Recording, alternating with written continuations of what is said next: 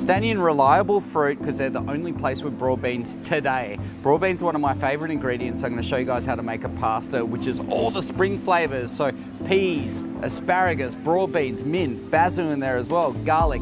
It's a super quick pasta to make, but these guys are awesome. I'm going to show you really quickly how to open these up because a lot of people don't really use broad beans. So you literally, I used to have to do cases and cases and cases of these at a time. So you literally open them up and inside here, you got the broad bean pod. When they're really small, you can eat them with the outer shell on, but generally they need to be popped into boiling salted water, removed after about 30 or 40 seconds and plunged into ice water. And then you can peel that outer shell off really easily. So what we're actually after is that little bean in there, which we can probably eat raw now.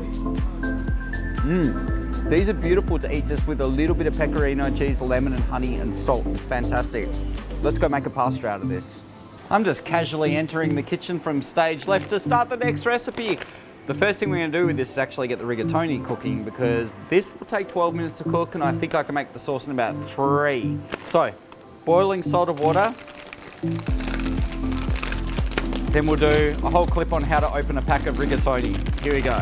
Okay, put about 80 grams of this in to make one portion because I have no friends today. So actually make that about 160 for 2 portions. There we go. So we'll cook that for about 12 minutes. Let's get the sauce going. Take the 3 garlic cloves, give them a little bit of a smash down with the heel of a knife, and then you can remove the outer skin off really easily. Pop a tiny bit of salt on top of the garlic, which will just hold it in place. And then we're just gonna run through this just a little bit. It doesn't need to be super fine. Now the pan to my right is on a low heat right now. You don't wanna cook this over too high to heat. We just wanna slowly kind of cook these veggies. So I'm gonna start with half of this butter.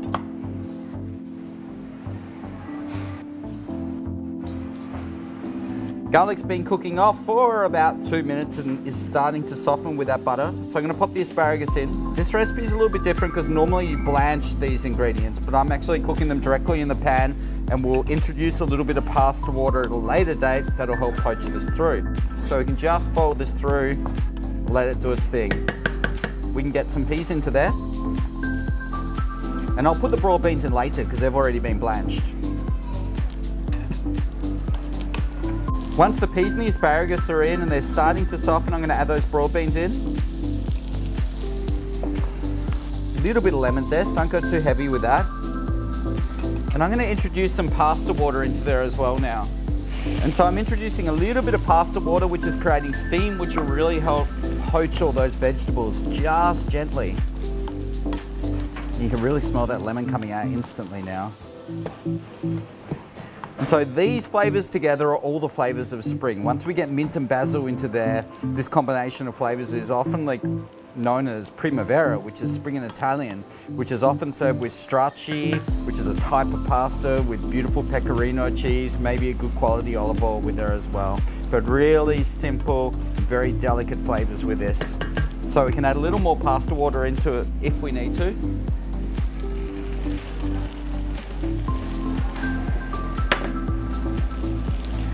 And at this stage, I can get a bit of cracked pepper into there. Once the rigatoni is cooked, I've actually undercooked it by about 2 minutes because we'll keep cooking in the pan. We can strain it out. Now we can start to finish this. So I'm just going to use a spoon to start folding all of this through. Look at that. Working over a really low heat, we can finish this off. So just fold it through very gently to absorb the remaining moisture in the bottom of the pan. I'm going to add a little bit of cold pressed extra virgin olive oil into there. Freshly grate some pecorino cheese into there. You get pretty generous with this. We'll tear some basil directly in. You want to make sure you do this at the very last minute. And we'll just fold this through really gently. And we'll just finish this with a little bit of pecorino cheese. You don't need to go overboard because there's pecorino through there. And once you've got the cheese on there, that is it. Job done.